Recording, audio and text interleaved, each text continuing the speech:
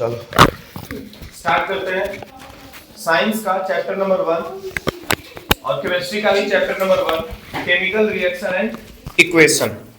Science का chapter number 1 और ये केमिस्ट्री का भी chapter number 1 chemical reaction and equation. और ये आज है डे 2 ऑफ 50 डे हार्ड का, ठीक है। और हम लोग ऐसे ही बारी बारी से सब चैप्टर का रिवीजन करते रहेंगे, उसका टेस्ट देते रहेंगे।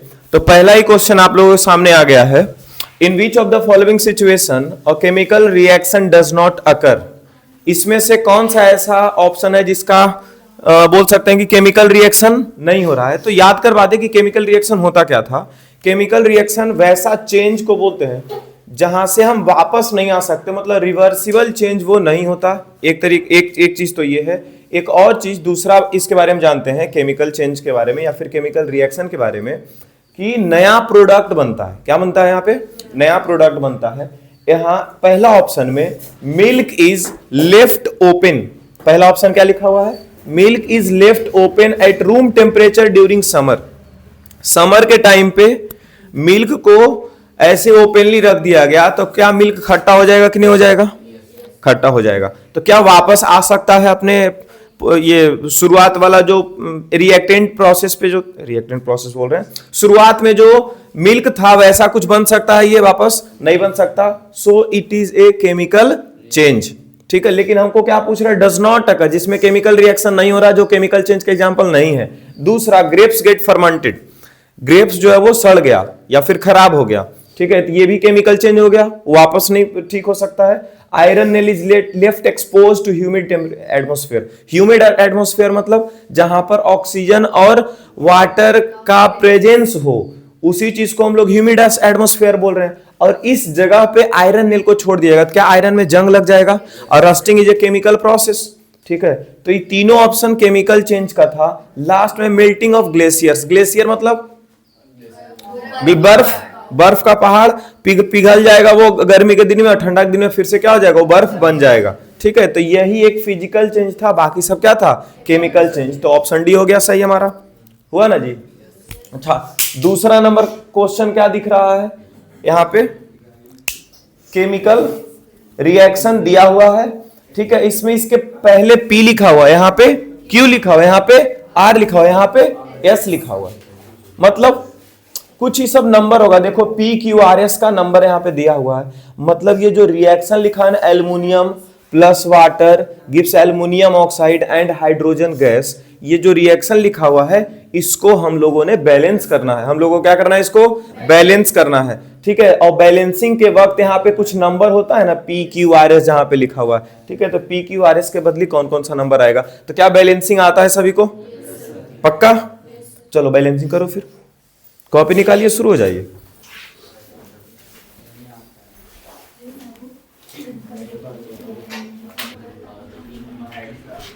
मिला ऑप्शन इसका सेकंड नंबर का? पहला तो मिटा सकते हैं जी, क्यों? लिखना थोड़ी है, अरे दिमाग से पैदल। चलो कोई बात नहीं। यहाँ एल्युमिनियम पे कितना एटम दिख रहा है? 2, ठीक है। तो यहाँ एल्युमिनियम के पहले हम क्या लिख सकते हैं? 2। अगर यहाँ 2 लिखे उसके बाद सोचते हैं तो R के बदले हम लोग 1 सोच चुके हैं। अगर एल्युमिनियम को 2 सोच रहे हैं तो R के बदले हम लोग क्या सोच चुके हैं? 1 सोच चुके हैं। अब उसी के हिसाब से 1 into 3 ऑक्सीजन का एटम कितना हो जाएगा? 3, ठीक है। यहाँ पे ऑक्सीजन कितना बार दिख रहा है? 1 बार। तो यहाँ अगर जो 3 लगा दे तो ऑक्सीजन भी कितना हो चुका है? 3। ऑक्सीजन यहाँ कितना हो चुका है? 3। लेकिन हाइड्रोजन का अगर काउंट करो तो 3 गुना 2 क्या हो गया? 6 हाइड्रोजन। और यहाँ पर भी हाइड्रोजन कितना है जी? 2 पहले से। कितना गुना करेंगे 6 आने के लिए? 3। तो यहाँ पर क्या लिख दिए? 3। विश्वजीत दिखा? चलो तो अब देखते हैं एक बार फिर से चेक करके। एल्युमिनियम के पहले कितना लिखा हुआ है? 2। यहाँ पर 1 गुना 2 एल्युमिनियम 2 हो चुका है। यहाँ हाइड्रोजन कितना है? 3 गुना 2 6। यहाँ पर 3 गुना 2 6 हाइड्रोजन हो चुका है। 3 गुना 1 ऑक्सीजन 3 ऑक्सीजन, और 1 गुना 3 3 ऑक्सीजन, खत्म। मतलब कि 2 3 1 3 कौन सा ऑप्शन में है? 2 3 1 3 सी नंबर। अच्छा, एक चीज यहां से ध्यान रखना, यहाँ PQRS का ऑप्शन पूछ रहा था, तो ऐसे सीधा सीधा लिख दिए। अगर S पहले R बाद में लिख देती, सब ध्यान रखना, इन्हें की डायरेक्ट वहीं पर निपटा दिए। जैसे कि P का वैल्यू कितना आया 2, Q का वैल्यू कितना आया 3, R का वैल्यू कितना आया 1 और S का वैल्यू कितना आया 3 आया। ठीक है, अगर हमसे पूछ देता P, Q, S and R का वैल्यू, ठीक है, आगे पीछे कर सकता था कि नहीं कर सकता था? जैसे कि S पहले लिख देता और R बाद में लिख देता, तो हमारा ऑप्शन क्या हो जाता 2, 3, 3, 1 ऐसे करके। तीसरा ध्यान रखना इन सब चीज का, ठीक है, वहां जल्दबाजी में गलती होगा। The main observation while performing the experiment of burning magnesium ribbon in air. ये मैग्नीशियम रिबन का करीबन हम 6 क्वेश्चन या 7 क्वेश्चन देखे हैं। ठीक है, जितना भी हम पीडीएफ निकाले हैं उसमें से 6 से 7 क्वेश्चन सिर्फ और सिर्फ मैग्नीशियम रिबन को बर्न करके और अलग अलग तरह से बस क्वेश्चन प्लॉट किया, तो पूरा का पूरा मैग्नीशियम रिबन के बारे में जान जाएंगे। मैग्नीशियम रिबन को सबसे पहले सैंड पेपर से रब किया जाता है to remove the oxide layer, जिसके वजह से वो पहले से स्टेबल रहता है, वो रिएक्टिव उतना नहीं होगा। इसी की वजह से हम लोग क्या कर देते हैं, सैंड पेपर से उसको रब कर देते हैं। अब रब करने के बाद ऑक्सीजन के साथ उसका हम रिएक्शन करवाते हैं, जिसके वजह से रिएक्शन क्या होता है, Mg plus O2 gives 2MgO, 2Mg plus O2 gives 2MgO। एकदम इसका बैलेंस्ड वे में हमको याद रखना है। ठीक है, अच्छा क्या यहाँ पे 2 एलिमेंट्स को मिला करके, ठीक है, एक कंपाउंड बनाया जा रहा है, मतलब क्या ये कॉम्बिनेशन रिएक्शन है? कॉम्बिनेशन रिएक्शन का क्या डिफाइन है भाई, 2 या 2 से अधिक एलिमेंट्स या फिर कंपाउंड को मिला करके एक कंपाउंड बना दिए, सॉरी कंपाउंड नहीं मिलेगा, 2 या 2 से अधिक एलिमेंट्स को मिला करके एक कंपाउंड बना दिया है, जिसको क्या बोलेंगे, कॉम्बिनेशन रिएक्शन। और मोस्टली बोल रहे हैं, ऑल कॉम्बिनेशन रिएक्शन से मोस्टली कॉम्बिनेशन रिएक्शन एक्सोथर्मिक होता है। मोस्टली कॉम्बिनेशन रिएक्शन क्या होता है, एक्सोथर्मिक होता है। अगर कॉम्बिनेशन रिएक्शन यहां पे बोल रहे हैं तो इसका उल्टा भी समझ ले, कॉम्बिनेशन रिएक्शन का उल्टा रिएक्शन को डीकंपोजिशन रिएक्शन बोलते हैं। डीकंपोजिशन रिएक्शन में एक कंपाउंड होता है और इधर से हम एनर्जी देते हैं और 2 या 2 से अधिक एलिमेंट्स बनके तैयार होता है। अब एक चीज यहां पर और ध्यान रखेंगे, कॉम्बिनेशन रिएक्शन के टाइम पे एनर्जी निकल रहा होगा, जिसके वजह से एक्सोथर्मिक रिएक्शन बोलते हैं, और डीकंपोजिशन के वक्त हम लोग एनर्जी दे रहे होते हैं। ठीक है, इसलिए इसको हम लोग इंडोथर्मिक बोलते हैं। सो मोस्टली डीकंपोजिशन रिएक्शन और 10th क्लास के अंदर का सारा decomposition reaction are endothermic reaction. ठीक है, यहां तक सही है। अब यहां पे आ जाते हैं, मैग्नीशियम रिबन को जब भी जलाएंगे तो ये व्हाइट डेजलिंग लाइट देगा। क्या देगा, व्हाइट डेजलिंग। कहीं पर अगर लिखा हुआ है कि एक मेटल को बर्न किया गया है और वो व्हाइट डेजलिंग लाइट दे रहा है, समझ जाना मैग्नीशियम रिबन है। कैसा ये प्रोसेस होगा, तो एक्सोथर्मिक प्रोसेस होगा। और अगर पूछा है किस तरह का रिएक्शन होगा, तो कॉम्बिनेशन रिएक्शन होगा। ठीक है, तो व्हाइट पाउडर बन रहा है, ये भी सही बात है। Magnesium ribbon dazzling white light, white powder बन रहा है, ये भी सही बात है। ये रिबन वेपोराइजेस, ये गलत बात लिखा हुआ है। Aqueous solution of the white powder turns blue litmus to red, ये भी गलत बात लिखा हुआ है। ठीक है, एक्वस सॉल्यूशन कहां से आ जाएगा, व्हाइट पाउडर का, इसको हम लोग मिला बुला नहीं रहे हैं। ठीक है, तो हमारा कौन कौन ऑप्शन सही हुआ, फर्स्ट एंड सेकंड। कहीं लिखा हुआ है ऑप्शन नंबर सी। आगे बढ़ा जाए, which is not true about burning of magnesium ribbon in air. फिर से दूसरा क्वेश्चन आ गया ना, मैग्नीशियम रिबन का और भी सारा क्वेश्चन मिलेगा पीडीएफ में, जो क्वेश्चन हम नहीं करवाते हैं, ठीक है, उसको हम सेंड कर देंगे। देखे हो क्या, सुबह सुबह सेंड किए एक पीडीएफ। ठीक है, हाँ, तो उसमें बहुत सारा क्वेश्चन तुमको मिल जाएगा। ठीक है, मैग्नीशियम रिबन के ऊपर और भी ज्यादा क्वेश्चन होगा, तो उसको प्रैक्टिस कर लेना। तो फिर से कौन सा सही नहीं है इस बार ये पूछ रहा है। It Burns with a dazzling white flame, सही बात है। ठीक है, white powder is found on burning, सही बात है। व्हाइट पाउडर किसको बोलते हैं, मैग्नीशियम ऑक्साइड को। किसको बोलते हैं, मैग्नीशियम ऑक्साइड को। ठीक है, it is an endothermic reaction, ये गलत बात है। अभी जाने थे 2 कंपाउंड को मिला रहे हैं तो हम लोगों को हीट एंड लाइट देता है, लास्ट में हीट एंड लाइट एनर्जी हम लोग को मिलता है। ठीक है, यानी कि एक्सोथर्मिक है, इंडोथर्मिक नहीं है। It is an example of combination reaction, ये भी सही लिखा हुआ है। तो पूछ रहा था कौन गलत लिखा हुआ है, तो ऑप्शन नंबर 3 हमारा हो गया। ठीक है, consider equation 1 and equation 2। Himanshu कोई दिक्कत, कंसीडर इक्वेशन 1 एंड 2। इसमें मैग्नीशियम को HCl के साथ मिलाया गया, MgCl2 और H2 बना है। ठीक है, यहां पे कौन सा रिएक्शन हो रहा होगा जी, डिस्प्लेसमेंट रिएक्शन। कौन सा रिएक्शन, डिस्प्लेसमेंट। एक मेटल रहे और एक कंपाउंड रहे, ठीक है, एक मेटल रहे और एक कंपाउंड रहे और आगे फिर रिएक्शन हो जाए, ठीक है। मैग्नीशियम जो है क्या किया, यहां क्लोरीन से हाइड्रोजन हटा दिया, क्या बना दिया, MgCl2 प्लस हाइड्रोजन। ये रिएक्टिविटी सीरीज याद रहता है तभी हम लोग कर पाते हैं। रिएक्टिविटी सीरीज यहां पे लिख दिया जाए, पब्लिक से पोटेशियम, सर्विस से sodium, public service boring commission में आज जाना इतना टफ लगता है कि मैं समझ गया प्लेटिनम, ठीक है। चलिए अब यहां पे क्या हाइड्रोजन के ऊपर मैग्नीशियम है, क्या बताए थे, जो ज्यादा अमीर रहता है दूसरा का निपटा लेता है, अपने पास लेके चला आता है, यही बोले थे ना, ठीक है। तो यहां हाइड्रोजन से जो भी ऊपर है वो हाइड्रोजन से ज्यादा अमीर है, तो क्या हाइड्रोजन से ये सब ऊपर है जी, है ना। पीबी मतलब लीड, एसएन मतलब टीन, एफई मतलब iron, zinc, aluminium, magnesium, calcium, barium, sodium और पोटेशियम, ठीक है। तो हाइड्रोजन से तो ऊपर ही है मैग्नीशियम, यहां देखो। तो क्या मैग्नीशियम जो हाइड्रोजन के पास जो भी होगा उसको अपने पास छीन लेगा और हाइड्रोजन को अकेला छोड़ देगा, ठीक है।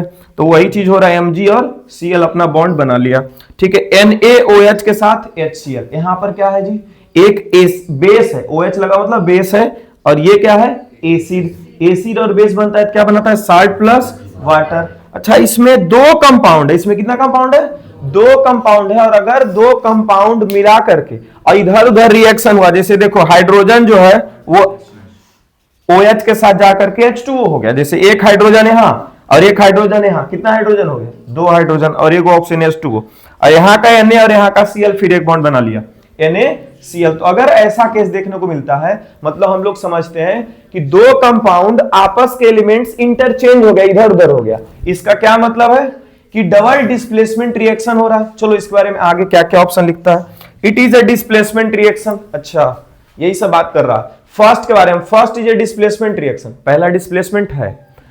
डिस्प्लेसमेंट को हम लोग सिंगल डिस्प्लेसमेंट भी बोलते हैं या सिंपल डिस्प्लेसमेंट भी बोलते हैं, तीन नाम, डिस्प्लेसमेंट बोले, सिंपल डिस्प्लेसमेंट बोले या फिर सिंगल डिस्प्लेसमेंट बोले, तीनों एक ही चीज है। लेकिन जब भी दोनों कंपाउंड का रिएक्शन देख रहे होंगे तो वो डबल डिस्प्लेसमेंट होगा, क्लियर। एक मेटल और एक कंपाउंड का रिएक्शन सिंगल डिस्प्लेसमेंट रिएक्शन या फिर सिर्फ और सिर्फ डिस्प्लेसमेंट रिएक्शन बोलते हैं, लेकिन दो कंपाउंड का रिएक्शन को डबल डिस्प्लेसमेंट रिएक्शन बोलते हैं। तो पहला नंबर क्या है जी, डिस्प्लेसमेंट रिएक्शन, सही बात है, एक मेटल था और एक कंपाउंड था, डिस्प्लेसमेंट। दूसरा सेकेंड इज डीकंपोजिशन। डीकंपोजिशन क्या होता है, एगो को तोड़ दिया जाता है दो या दो से अधिक में, ऐसा कुछ हो रहा है क्या, लेफ्ट साइड में दो दो है, डीकंपोजिशन कट गया, डीकंपोजिशन क्या हो गया, कट गया, पहला नंबर खत्म। पहला फिर से, one is displacement and second is double displacement, यही तो देख रहे थे अभी, है ना। पहला डिस्प्लेसमेंट है और दूसरा क्या है, double displacement, option number B. C option क्या बोलता है, बोथ फर्स्ट एंड सेकंड है डबल डिस्प्लेसमेंट, गलत बात लिखा हुआ है। डबल डिस्प्लेसमेंट कब होता है, जब दोनों कंपाउंड हो, यहां कंपाउंड नहीं था। अगला, both first and second are displacement, ये भी गलत लिखा हुआ है।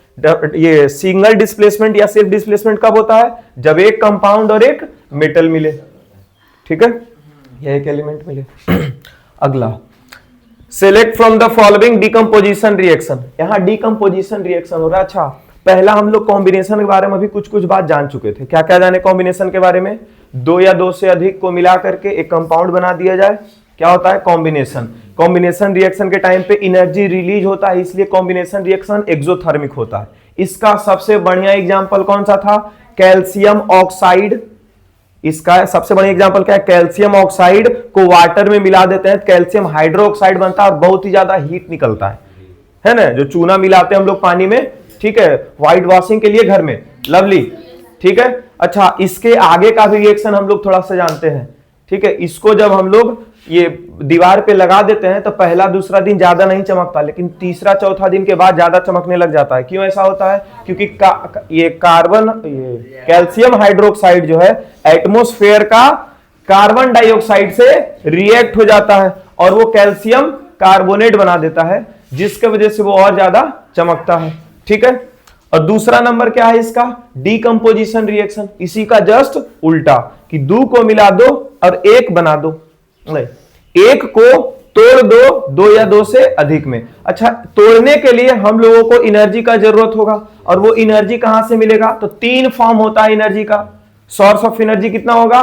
तीन। हीट से एनर्जी दिया जा सकता है, लाइट से एनर्जी दिया जा सकता है, और तीसरा इलेक्ट्रिसिटी से एनर्जी दिया जा सकता है। जब हीट से एनर्जी देते हैं तो हीट से याद करवाए थे, थर्म होता है, थर्मल, है ना, उसको थर्मल डिकम्पोजिशन बोलेंगे। दूसरा नंबर, लाइट से जब एनर्जी देते हैं, लाइट से फोटोन्स याद रखना है। लाइट से क्या याद रखना है? फोटोन्स। इसलिए इसको क्या बोलते हैं? Photolytic decomposition. लाइटिक आया लाइसिस शब्द से, लाइसिस मतलब होता है ब्रेक डाउन, ठीक है, फोटोलाइसिस। तीसरा नंबर क्या है जी? तीसरा नंबर इलेक्ट्रिसिटी। इलेक्ट्रिसिटी को क्या ये नाम दिया गया है? इलेक्ट्रोलाइटिक डिकम्पोजिशन, ठीक है। अच्छा, इलेक्ट्रोलाइटिक डिकम्पोजिशन का एक एग्जांपल याद रखना है। H2O को तोड़ा जाता है, हाइड्रोजन गैस और ऑक्सीजन गैस निकलता है। अब हाइड्रोजन गैस कहां निकलता है? तो हाइड्रोजन होता है, अच्छा, हाइड्रोजन और ऑक्सीजन में अगर ऑक्सीजन को देखें तो वो एनायन होता है, जो निगेटिव चार्ज, निगेटिव आयंस वाले लोगों को क्या बोलते हैं? एनायन। और एनायन कहां जाएगा? एनोड पे। एनायन कहां जाएगा? एनोड पे, ठीक है। अच्छा, एनायन होता निगेटिव है, और निगेटिव किसको अट्रैक्ट करेगा? पॉजिटिव को, यानी कि एनोड पे जा रहा है, मतलब एनोड कौन सा टर्मिनल होगा? Positive terminal. कौन सा टर्मिनल होगा? Positive terminal. अच्छा, हाइड्रोजन अब बचा, तो वो कहां जाना पड़ेगा? इसको कैथोड पे। हाइड्रोजन को कहां जाना पड़ेगा? कैथोड पे। अब कैथोड किसको बोलते हैं? जिसके पास पॉजिटिव चार्ज आता है। अब पॉजिटिव चार्ज कौन था यहाँ पे? हाइड्रोजन वाला उसके पास गया। किसके पास? कैथोड के पास, है ना। अच्छा, कैथोड के बारे में क्या बोलेंगे? उधर तो पॉजिटिव टर्मिनल हो गया एनोड, तो कैथोड कैसा टर्मिनल हो गया जी? निगेटिव टर्मिनल हो गया। इतना। और भी इसमें क्या याद रखना है कि ज्यादा गैस किसके पास कलेक्ट होता है? वॉल्यूम ऑफ गैस ज्यादा किसका कलेक्ट होगा? तो हाइड्रोजन का। किसका कलेक्ट होगा? हाइड्रोजन का। कितना? 2 गुना गैस कलेक्ट होगा हाइड्रोजन के पास। लेकिन अगर मास के बारे में पूछा जाए तो मास किसका ज्यादा कलेक्ट होगा? ऑक्सीजन का।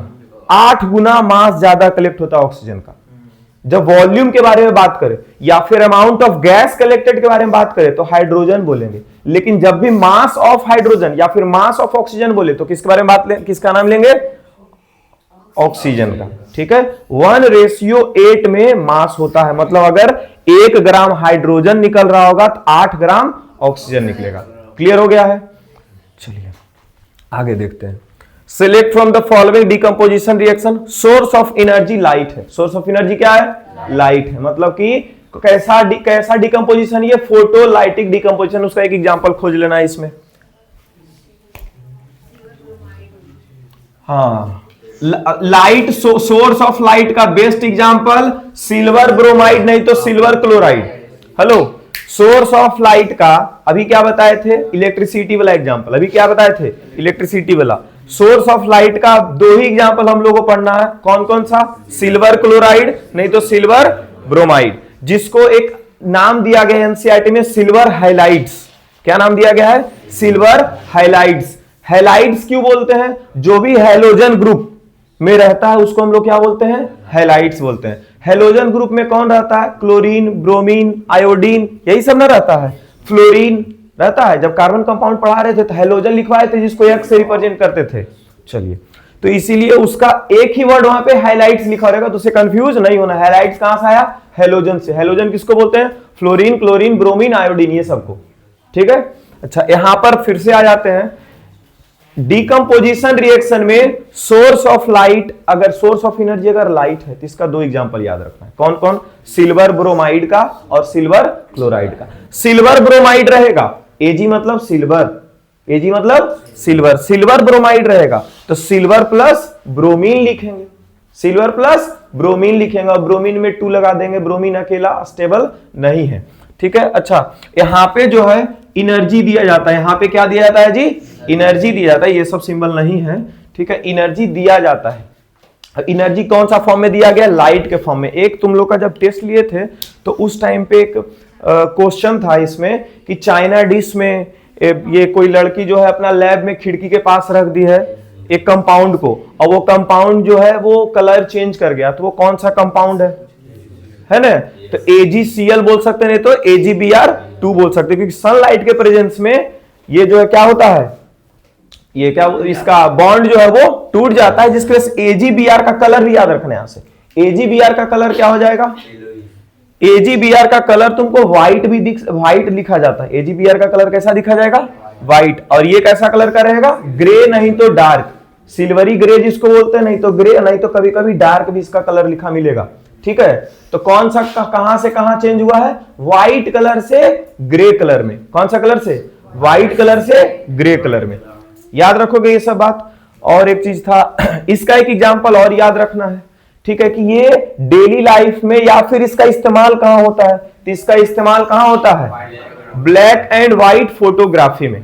ब्लैक एंड व्हाइट फोटोग्राफी में किसका ये इस्तेमाल होता है, AgBr का, दोनों का एग्जांपल दिया जाता है, AgBr का भी और AgCl का भी।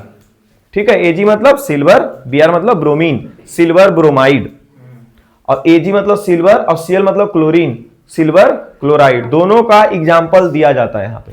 क्लियर हो गया है, चलिए आगे बढ़ते हैं। CaCO3 इसको तो ये हीट दे करके तोड़ा जाएगा। ठीक है, हीट दिया जाएगा तो थर्मल डिकम्पोजिशन ये है। ठीक है, H2O वाला एग्जांपल आ गया, फोटोलाइटिक डिकम्पोजिशन है। अच्छा हाँ, इलेक्ट्रोलाइटिक डिकम्पोजिशन है। और ये FeSO4 से Fe2 ये भी हीट दे करके तोड़ा जाएगा। ठीक है, तो ये भी क्या हो गया, थर्मल डिकम्पोजिशन। ठीक है, चलिए आगे बढ़े। In which combination reaction is involve, इसमें से कौन ऐसा रिएक्शन है जिसमें कॉम्बिनेशन रिएक्शन का इन्वॉल्वमेंट है। कॉम्बिनेशन रिएक्शन अभी अभी पढ़े हैं, ब्लैक एंड व्हाइट फोटोग्राफी क्या था, डिकम्पोजिशन रिएक्शन। कट गया, ब्लैक एंड व्हाइट फोटोग्राफी ये वाला, यही है यहां पे लिखा हुआ, ये कट गया यहीं पे। ठीक है, burning of coal, burning of coal, coal कैसे जलाया जाता है जी, कोल मतलब कार्बन, और जलाना मतलब ऑक्सीजन के साथ रिएक्शन करवाना। कार्बन और ऑक्सीजन का रिएक्शन करवाते हैं तो मिलता है CO2।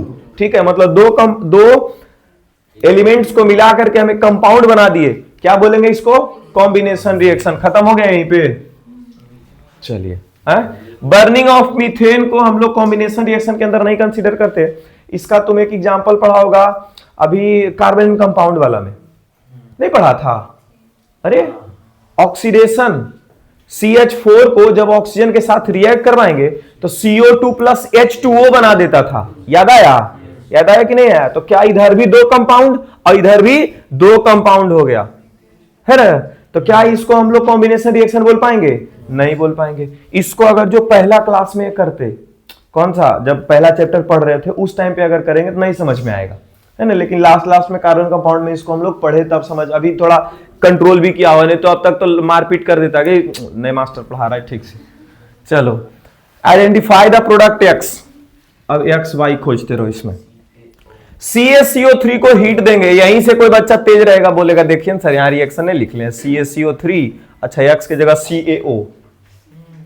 कैल्शियम कार्बोनेट को जब हम हीट देते हैं तो कैल्शियम ऑक्साइड और प्लस क्या बन जाता है जी, CO2, कार्बन डाइऑक्साइड।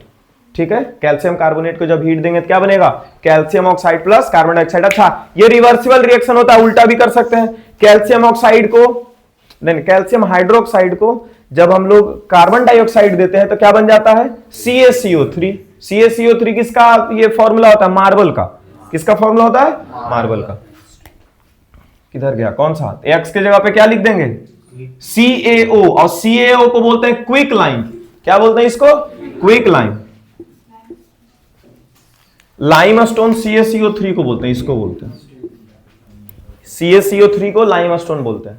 ठीक है, अब मार्बल भी। POP क्या लिखा हुआ है जी, प्लास्टर ऑफ पेरिस। जिप्सम क्या लिखा हुआ है, हाँ ये CaSO4 तरफ हम लोग चले जाएंगे, तो Ca और सल्फेट तरफ जा रहे हैं ना, कैल्शियम का सल्फेट तरफ जा रहे हैं, तो यहीं पे खत्म हो गया, यहाँ पे सल्फर कहीं मिल नहीं रहा है हम लोग को।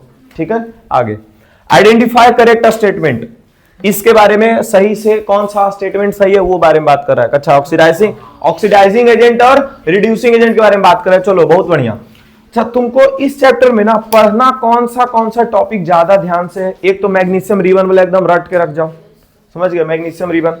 फिर प्रेसिपिटेशन रिएक्शन का एक एग्जांपल सबका याद रखो। प्रेसिपिटेशन रिएक्शन का एक एग्जांपल, अच्छा टेम्परेचर चेंज का एक एग्जांपल, कलर चेंज का एक एग्जांपल, ठीक है, जो शुरुआत में ही रिएक्शन में आता है। अच्छा केमिकल रिएक्शन हमको कैसे पता चलता है कि हो गया, तो या तो टेम्परेचर चेंज होता है, या तो कलर चेंज होता है, या तो स्टेट चेंज होता है, तो यही सब 3-4 प्रेसिपिटेशन होता है, यही सब होता है ना, ठीक है। अच्छा 8 गो या 10 गो कंपाउंड का, 8 गो या 10 गो कंपाउंड का, हेलो ध्यान से इधर सुनो, 8 या 10 गो कंपाउंड का हम कलर भी लिख दिए हैं।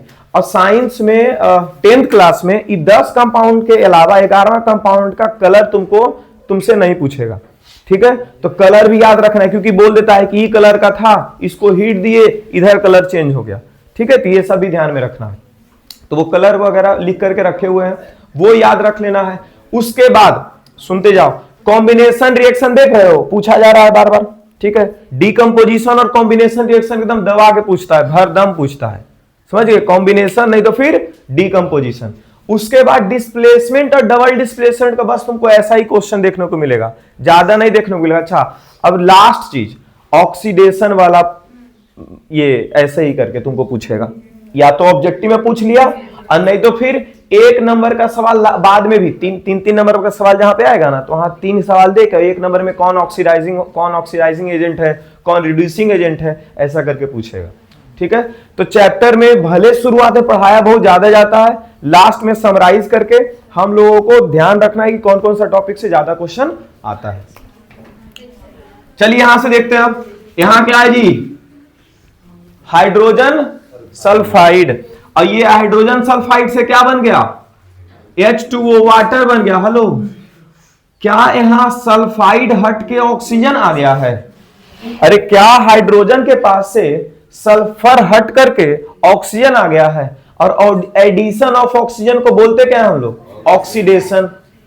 एडिशन ऑफ ऑक्सीजन यहां पे हुआ है, बोलते क्या है इसको, ऑक्सीडेशन। अच्छा अगर इसको ऑक्सीडेशन बोले हैं, मतलब ऑक्सीडेशन कोई तो करवाया होगा, तो जो बगल में रहता है वो ऑक्सीडेशन करवाता है, जो बगल में रहता है वो ऑक्सीडेशन करवाता है, और उसी को ऑक्सीडाइजिंग एजेंट बोलते हैं। क्या इसका एग्जांपल ऐसे दिए थे, ऑक्सीडाइजिंग एजेंट या फिर रिड्यूसिंग एजेंट अगुआ होता है शादी करवाने वाला, तो क्या वो खुद मंडप में बैठ जाता है, लड़की बड़े यहां बैठेंगे? नहीं, उसका काम क्या है, उसका काम है शादी करवा करके बस दूर से देखते रहना। वैसे ही ये कर रहा है, ऑक्सीडेशन करवा देगा, ऑक्सीडेशन ये करवा देगा, खुद का नहीं करेगा। अच्छा ऑक्सीडेशन यहां से यहां हुआ, ठीक है, तो ऑक्सीडाइजिंग एजेंट कौन होगा, तो ये नहीं होगा, एजेंट कोई और होगा। कौन हो गया, SO2 is an oxidizing agent. Check करो SO2 ऑक्सीडाइजिंग एजेंट कहीं पे है लिखा हुआ, SO2 इज ऑक्सीडाइजिंग एजेंट। क्या ऑक्सीडाइजिंग एजेंट H2S होगा? नहीं, H2S क्या हो रहा है, ऑक्सीडाइज हो रहा है। H2S क्या हो रहा है, ऑक्सीडाइज हो रहा है, इसलिए क्या बोलेंगे, सब्सटेंस ऑक्सीडाइज्ड में आंसर इसका आएगा।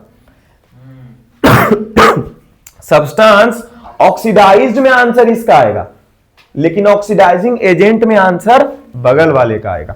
अच्छा और देखते हैं, SO2 से कहां चला गया जी, सल्फर पे, मतलब कि यहां का ऑक्सीजन खत्म हो गया, मतलब ऑक्सीजन का हटना रिडक्शन बोलते हैं। अरे ऑक्सीजन का हटना को क्या बोलते हैं, रिडक्शन बोलते हैं। तो क्या रिडक्शन खुद से कर सकता है कोई? नहीं, कोई करवाने वाला होगा, तो बगल वाला करवाएगा, कौन, तो H2S। तो H2S कौन हो गया, reducing agent. H2S is a reducing agent, option number C. Clear हो गया? चलिए अगला, decomposition. Which of the following is an endothermic process. Endothermic process कौन? इंडोथर्मिक मतलब हम लोग अपने तरफ से एनर्जी देंगे, ठीक है। Formation of slaked lime, formation of slaked lime. अच्छा अभी लाइम वाटर आया था, अब स्लेक्ड लाइम आ रहा है। स्लाइम वाटर, 3 नाम, quick lime, lime water, slaked lime. Quick lime calcium oxide को बोलते हैं, छोटा फॉर्मूला इसीलिए क्विक, याद रखो, छोटा फॉर्मूला इसलिए क्विक। लेकिन लाइम लिख रहा है तो कैल्शियम तो याद ही रखना पड़ेगा, नहीं याद रखो कैसे काम चलेगा। छोटा फॉर्मूला है, क्विक नाम ऐसे करके हम लोग दे सकते हैं कि इसको कैल्शियम ऑक्साइड को, और लाइम वाटर हो या फिर एक और स्लेक्ड लाइम हो, इसका फॉर्मूला हो जाएगा CaOH का होल 2, दोनों में थोड़ा बहुत अंतर होता है, 10th में हम लोग साथ में लेकर के दोनों को चलते हैं। ठीक है, लाइम वाटर मालूम है किसको बोलते हैं? जब दोनों को मिला देंगे ना, ठीक है, और नीचे बैठ जाता है कैल्शियम और अभी भी ऊपर में पानी में छोटा छोटा लगेगा ड्रॉपलेट्स अभी भी घूम रहा है उजला उजला सा, उसी को लाइम वाटर बोलते हैं। पूरा कैल्शियम नीचे बैठा हुआ रहता है और ऊपर का जो पानी रहता है उसको हम लोग क्या बोलते हैं? Lime water. लेकिन हम लोग अभी दोनों को साथ में लेके चलते हैं 10th क्लास में।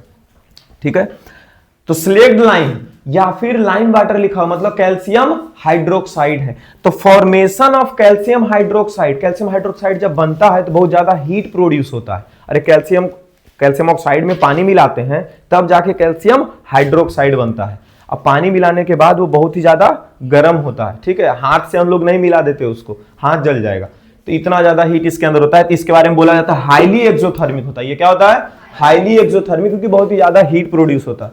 खड़ा क्यों, जख्म हो गया? ठीक है चलो। Digestion of food in body, food का डाइजेशन बॉडी में।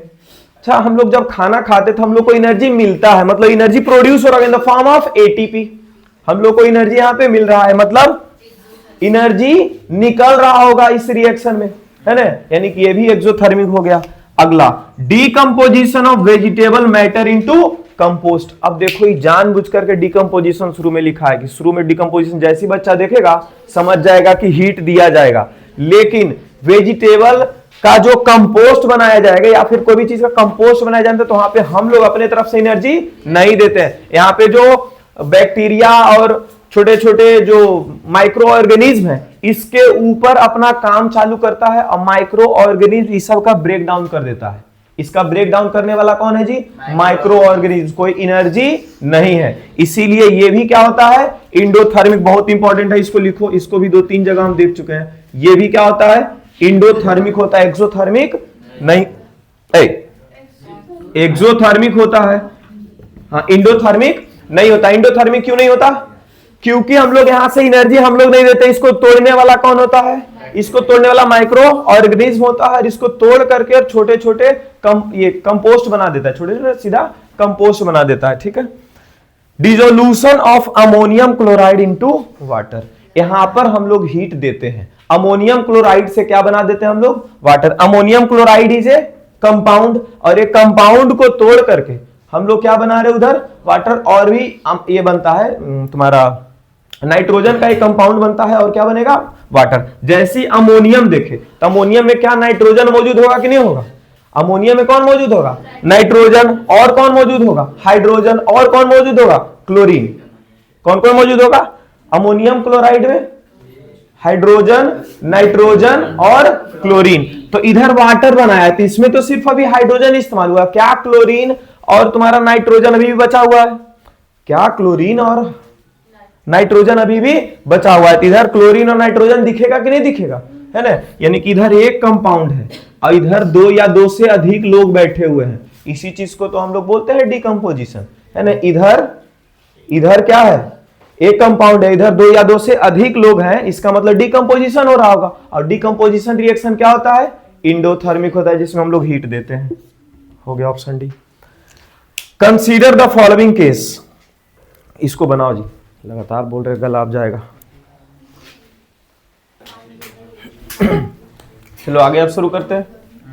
Consider the following cases. इसमें CaSO4 और एल्युमिनियम का रिएक्शन करवाया जा रहा है। क्या ये रिएक्शन पॉसिबल है? ये देखते हैं यहाँ रिएक्टिविटी सीरीज से। Public service commission boring barium commission में आज जाना इतना टफ लगता है के बाद यहाँ कि मैं समझ गया पट्टे प्लेटिनम।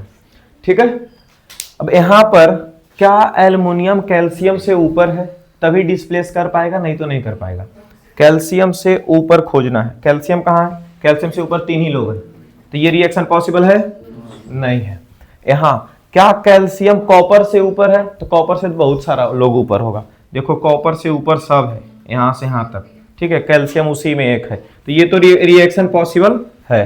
ठीक है, FeSO4 और कॉपर को रिएक्ट करवाया जा रहा है। क्या कॉपर बहुत नीचे है?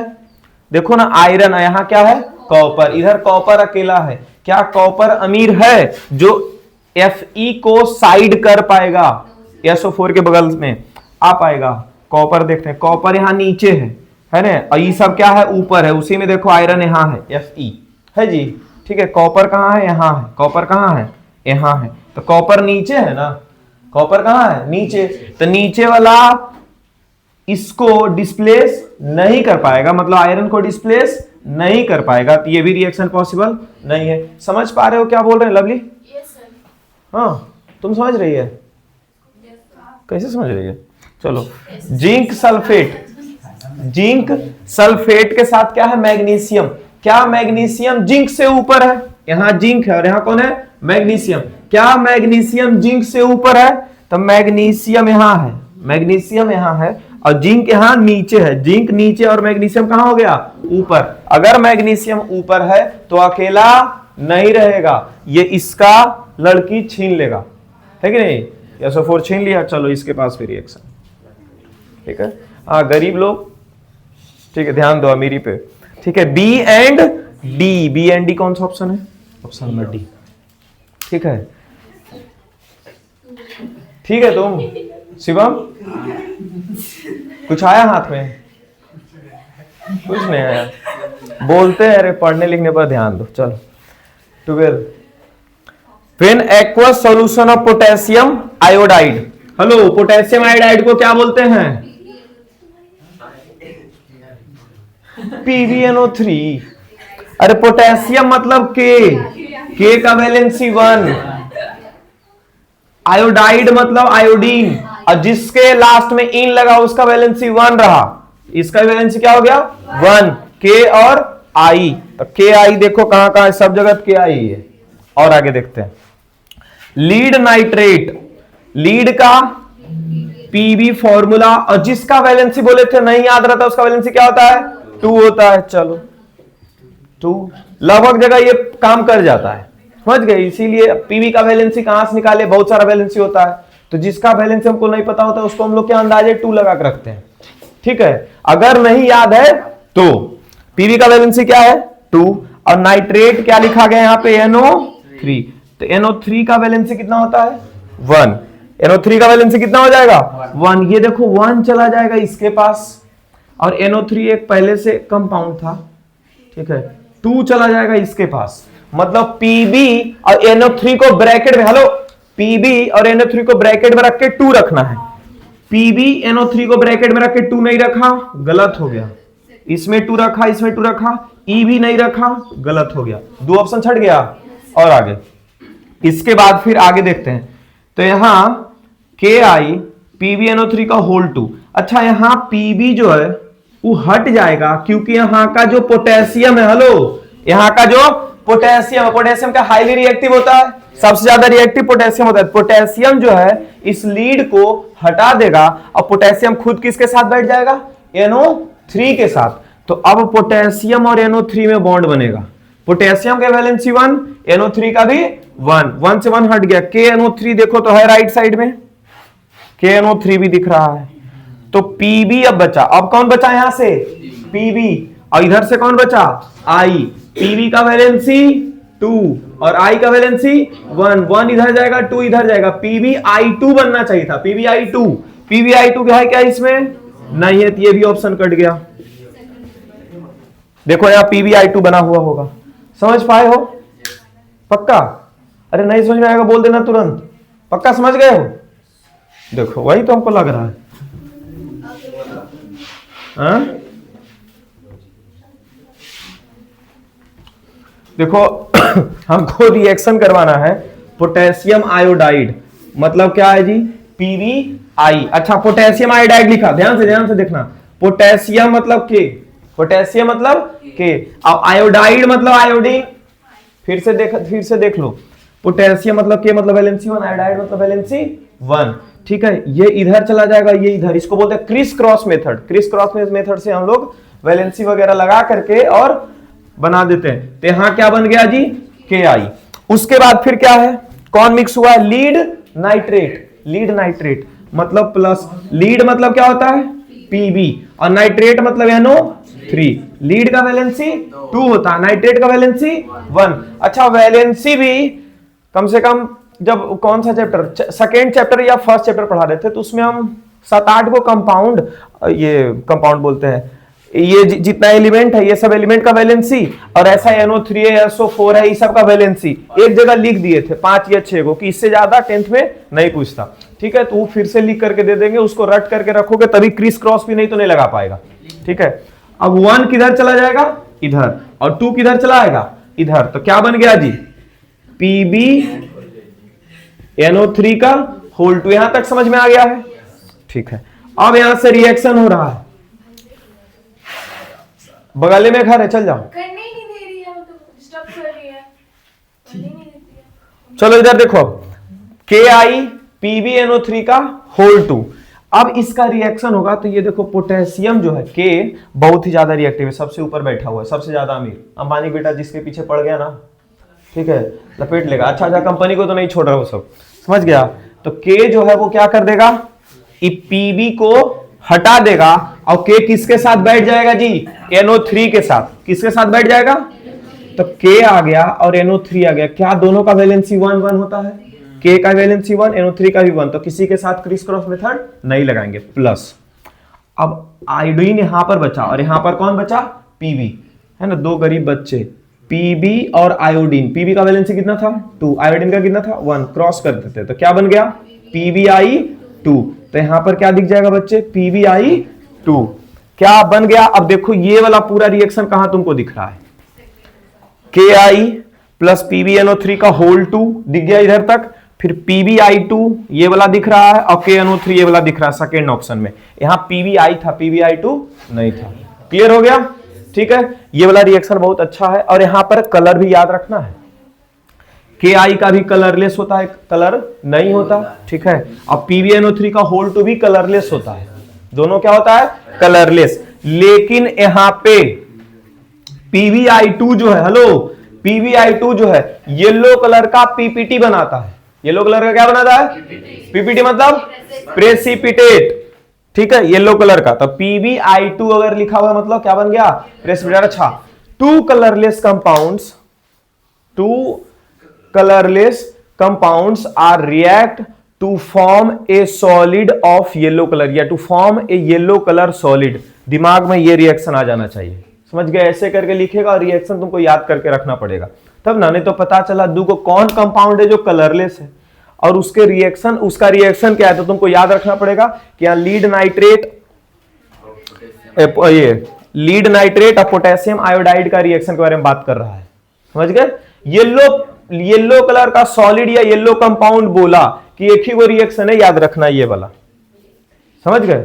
चलिए, इलेक्ट्रोलाइसिस ऑफ वाटर, इसके बारे में तो अभी कुछ देर पहले बात किए थे। Electrolysis of water is a decomposition reaction, सही बात है, वाटर को तोड़ना है, decomposition reaction. The mass ratio बात किया, मतलब 1:8। हाइड्रोजन का मास अगर 1 ग्राम तो ऑक्सीजन का मास 8 ग्राम, तो m mass of hydrogen is to mass of oxygen. खत्म हो गया, थोड़ा सा आगे पढ़ लेंगे, इतना मेहनत से लिखे हैं। Of hydrogen and oxygen gases liberated at the electrodes during electrolysis of water. फालतू में लिखा हुआ था, है ना, यहीं तक आंसर हो गया। अब यहां पे आते हैं, ये तो असर्शन रीजन है, उससे पहले लास्ट में जो एक क्वेश्चन है इसको निपटा के फिर असर्शन रीजन करते हैं। Select appropriate symbol for X and Y. X और वाई का सही सिंबल क्या है वो हम लोग को सेलेक्ट करना है। देखो, जिंक के बगल में ब्रैकेट में सॉलिड, एस मतलब सॉलिड, स्टेट लिखा जाता है ऐसे करके, क्या लिखा जाता है, स्टेट। बिहार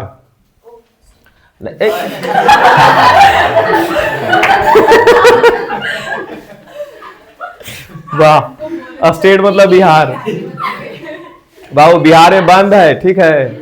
इतना सुबह सुबह मिल कहाँ रहा है तुम लोग को। सॉलिड स्टेट मतलब there are 3 states, solid, liquid and gas. 2 state और निकाल दिया गया है, लेकिन वो सब हम लोग ऐसे ही पढ़ते हैं, ठीक है। चलिए, यहाँ पे जिंक सॉलिड है, जिंक क्या है जी, S फॉर सॉलिड, ठीक है, और L फॉर लिक्विड। 3 स्टेट तो ऐसे लिखते हैं, सॉलिड, लिक्विड और गैस। S से सॉलिड, L से लिक्विड और G से गैस। चौथा स्टेट एक और लिखते हैं AQ, एक्वस, जब हम किसी लिक्विड में वाटर मिला दे या फिर किसी सॉलिड में भी वाटर मिला दे, मतलब वैसा कोई सॉल्यूशन तैयार करे जिसमें पानी मिला हो, उसको हम लोग क्या बोलते हैं? एक्वस बोलते हैं। ठीक है, तो जिंक और हाइड्रोजन, ये सल्फ्यूरिक एसिड का रिएक्शन करवाया जा रहा है। ठीक है, तो यहां रिएक्शन वगैरह सब दे दिया करके, जिंक सल्फेट और यहां हाइड्रोजन। ठीक है, क्या एक मेटल को एसिड के साथ मिलाते हैं, एसिड के साथ रिएक्ट करवाते हैं तो हाइड्रोजन गैस रिलीज होता है? बस वो नाइट्रिक एसिड नहीं होना चाहिए। Nitric acid hydrogen gas release नहीं करता, वो हाइड्रोजन गैस से भी ज्यादा आगे बढ़ गया है। ठीक है, उसके बारे में भी एक असर्शन रीजन है यहां पे। जिंक जो है, कोई भी मेटल, तो जिंक जो है वो इसके साथ जब रिएक्ट किया तो क्या दिया? Hydrogen gas. तो X क्या हो जाएगा? गैस। X की जगह क्या हो जाएगा यहां पे? गैस। अब जिंक सल्फेट जो है वो क्या रह जाएगा? एक्वस, नहीं तो अगर लिक्विड लिखा मिल रहा है तो लिक्विड। ठीक है, ऐसे एक्वस देखो दिख रहा है ऑप्शन में, तो X की जगह क्या हो जाएगा? X और X दोनों जगह हो गया। अच्छा, यहाँ Y, यहाँ Y, तो यहां पर क्या हो जाएगा जी? एक्वस। ये क्या हो जाएगा? एक्वस। ठीक है, अब कौन सा ऑप्शन दिख रहा होगा? X एक्वस है और Y गैस है। एक्वस और गैस, ऑप्शन नंबर डी। अब आते हैं असर्शन रीजन। अगर पहला स्टेटमेंट ट्रू और दूसरा स्टेटमेंट ट्रू, दोनों अगर ट्रू है तो हम लोग ऑप्शन ए नहीं तो ऑप्शन बी मारते हैं। दोनों स्टेटमेंट ट्रू रहता है या तो ऑप्शन ए होता है नहीं तो ऑप्शन बी होता है। ऑप्शन ए कब होता है? जब पहला स्टेटमेंट के बारे में ही दूसरा स्टेटमेंट बता रहा होता है, तब ऑप्शन ए होता है। ठीक है, ऑप्शन बी कब होगा? जब पहला स्टेटमेंट और दूसरा स्टेटमेंट दोनों ट्रू है लेकिन दूसरा स्टेटमेंट अपने आप कुछ और बोल रहा है, और पहला स्टेटमेंट अपना बारे में कुछ और बोल रहा है लेकिन दोनों सही है, तो ऑप्शन बी हो जाएगा। ऑप्शन नंबर सी कब होगा जी? जब पहला स्टेटमेंट ट्रू होगा लेकिन दूसरा स्टेटमेंट फॉल्स होगा, तो कौन सा ऑप्शन? सी। और डी नंबर ऑप्शन कौन सा हो जाएगा? पहला स्टेटमेंट ट्रू, पहला स्टेटमेंट फॉल्स, पहला स्टेटमेंट फॉल्स और बाद का स्टेटमेंट ट्रू, तो ऑप्शन नंबर डी। लेकिन जब भी असर्शन रीजन का क्वेश्चन आए, ठीक है, 4 क्वेश्चन टोटल पूछे जाते हैं असर्शन रीजन के।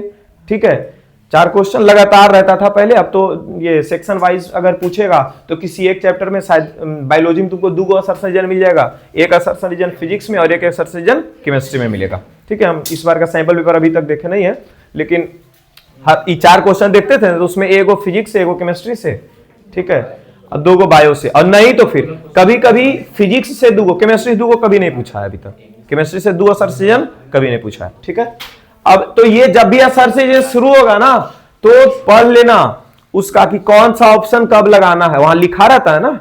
हाँ, इन्हें कि सर जो बताए थे वही अभी तक याद है, पता चला सी और डी ऑप्शन ऊपर नीचे कर दिया, कहीं कहीं ना ऑप्शन ए ऑप्शन बी जो अभी बताए उस सी और डी में भी रहता है।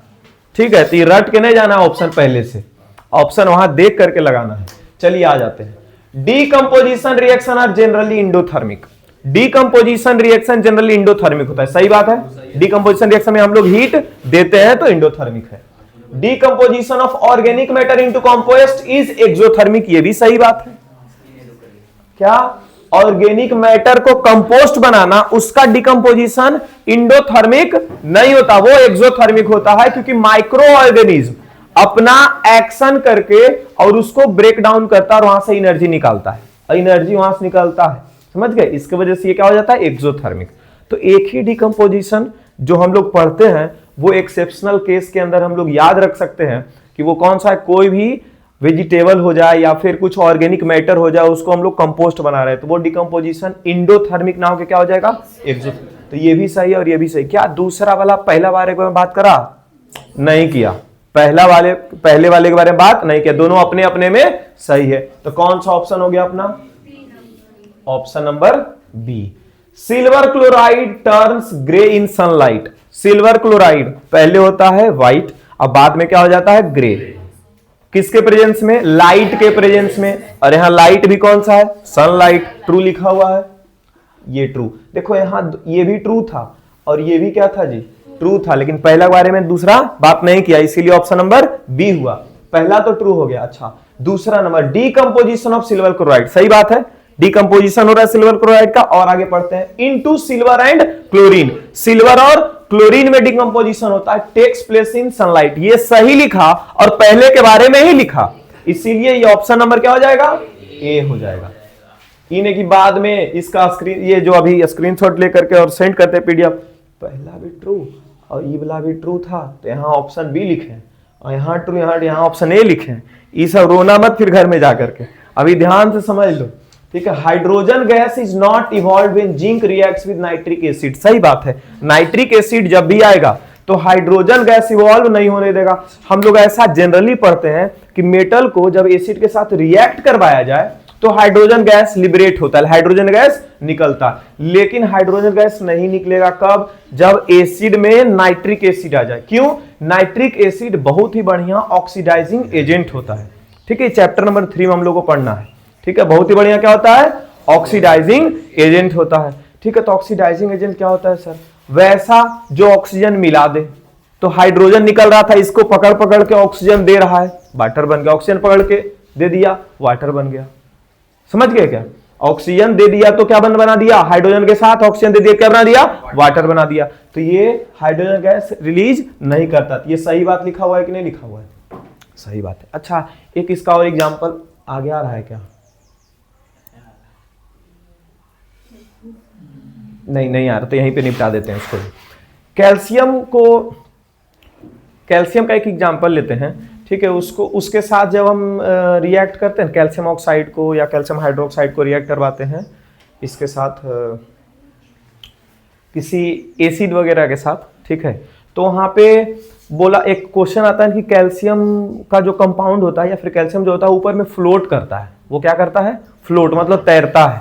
क्यों तैरता है, ये क्वेश्चन है, ठीक है। और यही हमको एक क्वेश्चन लगा जो तुम लोग नहीं बना सकते थे, ठीक है। किसी को मालूम है कि क्यों तैरता होगा, से हाइड्रोजन गैस जो रिलीज होता है ना, हाइड्रोजन बबल्स जो रिलीज होता है, वो जा करके इसका जो है वॉल्यूम बढ़ा देता है कैल्शियम के एटम्स का।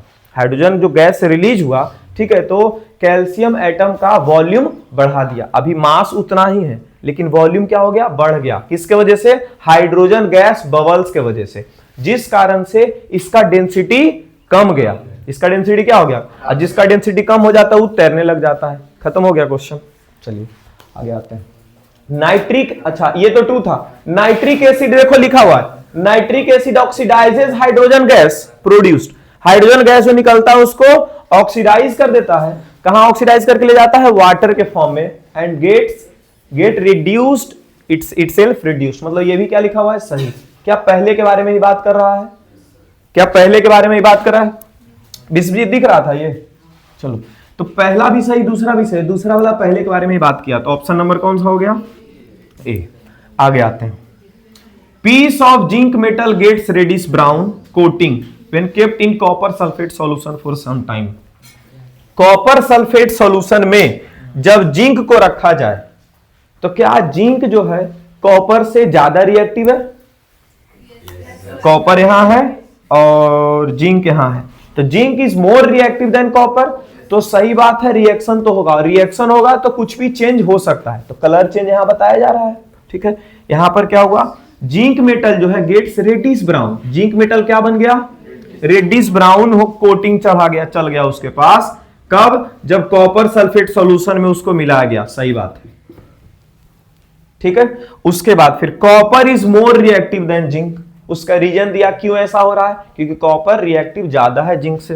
तो क्या ये सही बात लिखा हुआ है, copper is not reactive than zinc, zinc is more reactive than copper. Zinc ऊपर, so zinc is reactive, copper, zinc is reactive than copper. यहां क्या लिख दिया, उल्टा लिख दिया। क्या ये फॉल्स हो गया, और अगर ये फॉल्स है तो ऑप्शन नंबर सी हो जाएगा। चलिए 18 number, in the reaction zinc oxide plus copper. Zinc oxide और कॉपर, क्या कॉपर के बारे में हम लोग मेटल और नॉन मेटल के एक्सट्रैक्शन के टाइम, ये कार्बन है, क्या कार्बन के बारे में हम लोग मेटल एंड नॉन मेटल के बारे में पढ़े, मेटल और नॉन मेटल वाला चैप्टर में पढ़े थे कि carbon is a strong reducing agent, पढ़े थे। तो कार्बन अगर आए तो रिड्यूस तो करेगा, रिड्यूस करेगा। तो जिंक ऑक्साइड के पास ऑक्सीजन है, तो इसका ऑक्सीजन कार्बन अपने पास बुला लेगा। देखो कार्बन अपने पास बुला लिया, तो कार्बन और ऑक्सीजन इधर कार्बन मोनोऑक्साइड हो गया, और यहां क्या आ गया, जिंक आ गया। ठीक है। तो ये ZNO अंडरगोज रिडक्शन, ZNO का क्या हुआ है जी, रिडक्शन। देखो ना, ZNO से क्या बना दिया, जिंक, ऑक्सीजन उड़ा दिया, तो इसी चीज को क्या बोलते हैं, रिडक्शन। मतलब ZNO अंडरगोज रिडक्शन, मतलब ZNO का क्या हो गया, रिडक्शन हो गया। तो ये सही स्टेटमेंट लिखा हुआ है।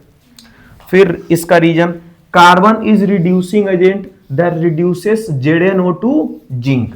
कार्बन एक रिड्यूसिंग एजेंट है। रिड्यूसिंग एजेंट मतलब वैसा जो किसी को जो किसी का रिडक्शन करवाने में मदद कर दे, ठीक है, उसको क्या बोलेंगे, रिड्यूसिंग एजेंट। तो ये रिड्यूसिंग एजेंट का काम किया और ZNO से किसको रिड्यूस करके दिया, Zn को, ठीक है। तो ये भी क्या लिखा हुआ है, ट्रू लिखा हुआ है, पहले को ही एक्सप्लेन कर रहा है। सो ऑप्शन नंबर ए, ठीक है। 19, reaction of quick lime with water is an exothermic. जान रहे थे अभी क्विक लाइम किसको बोल रहा है, कैल्शियम ऑक्साइड को, जो चूना होता है। क्विक लाइम, कैल्शियम ऑक्साइड, चूना, सब एक ही चीज है, ठीक है।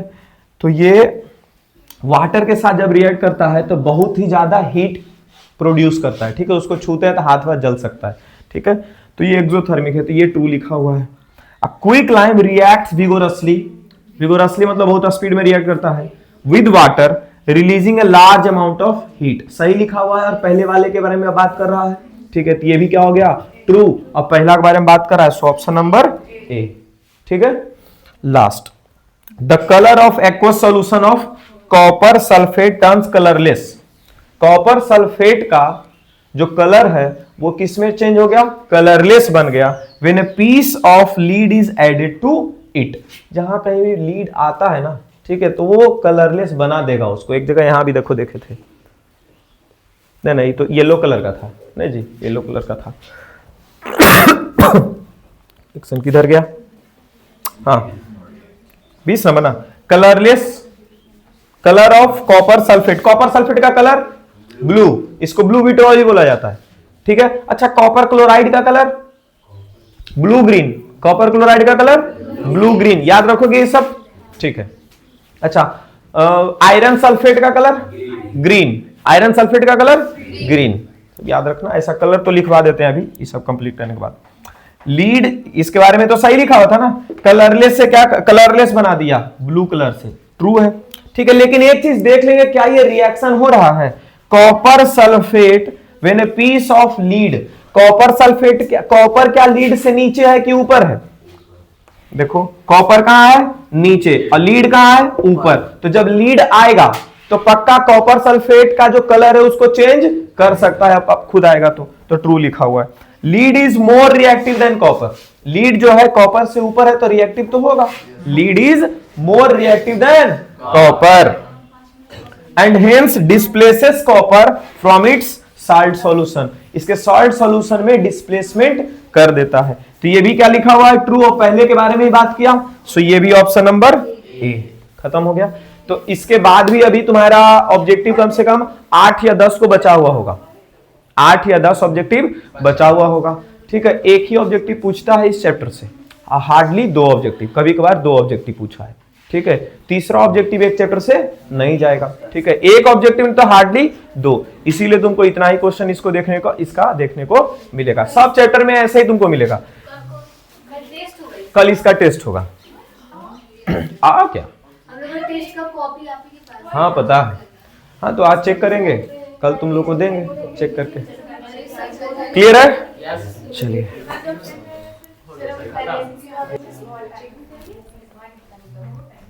चलो मोबाइल निकाल सकते हो तुम लोग, लाए हो क्या, निकाल लो,